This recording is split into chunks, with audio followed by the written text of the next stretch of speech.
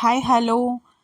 இன்றைக்கி நம்ம பார்க்க போகிற வீடியோ பார்த்திங்கன்னா ஒரு சூப்பரான seafoods evening snacks items தான் பார்க்க போகிறோம்.